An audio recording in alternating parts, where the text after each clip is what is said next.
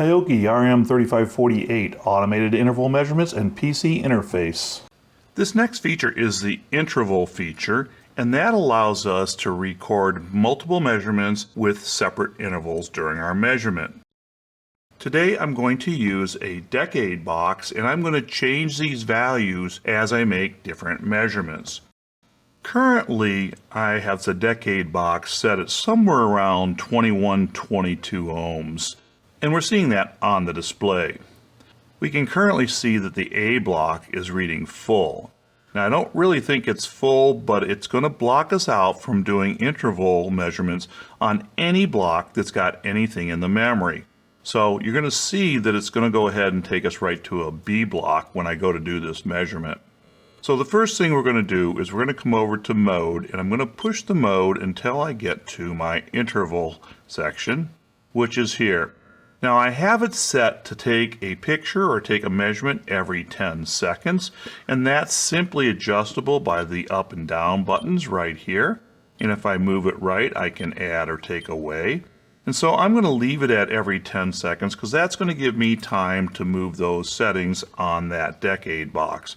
So once I have that set to 10 seconds and it's reading interval, just go ahead and press the Enter key. To start the interval measurements, you're going to press and hold down the memory key. And we're going to watch that block increment every time it makes a measurement. So it's on the B, it's making a measurement. I'm going to change the value. It just made a second measurement. I'm going to change the value again. It made another measurement. I'm going to change the value again down to something small. It made another measurement. Let's go ahead and put something large on there. It just recorded that measurement, and let's just change it one more time. And it recorded the sixth measurement. Let's go ahead and push down and hold the memory button for a second. Until it stops, it now reads B is full.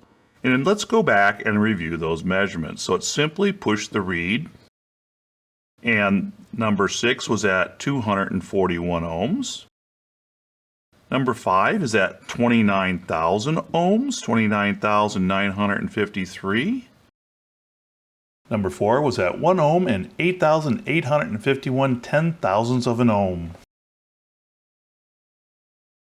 Number 3 was at 51.74 ohms.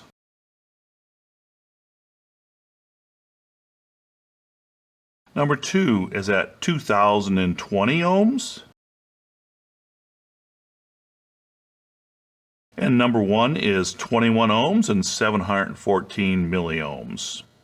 So something I find interesting is that it doesn't tell me what range I'm on when I make these measurements. The range does not show whatsoever. So you have to look at the ohm value, whether it's got a K ohms on it or not, to know what scale you're on. So that makes it a little trickier to read. To get out of the read, go ahead and press Escape. And to get out of your intervals, you're going to have to press Mode. Then press Mode one more time. Now it says off, and then I'm going to press Enter. And now I'm out of that interval measurement mode. So let's see how we can download this information into my PC, because I've got 2 blocks of memory that I did different tests on. So we're going to go ahead and connect the PC up. And now you're going to see that it's going to read USB on it. So after plugging that meter into my PC, this automatically opened, and you can see it's labeled, that's A and that's the B, so I can see the individual bits of information. So this is the A block. This is the one I did before the recording, and this is going to open up as an Excel file or a spreadsheet file. And then this is the one I did for you online.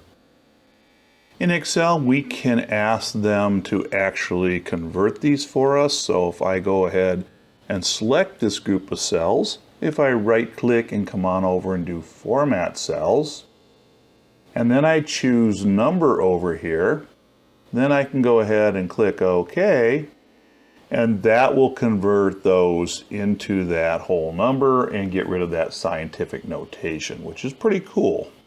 So now we got 21.71, we got 2020.1, 51.74, 1.89, 29,953, and 241.52 ohms.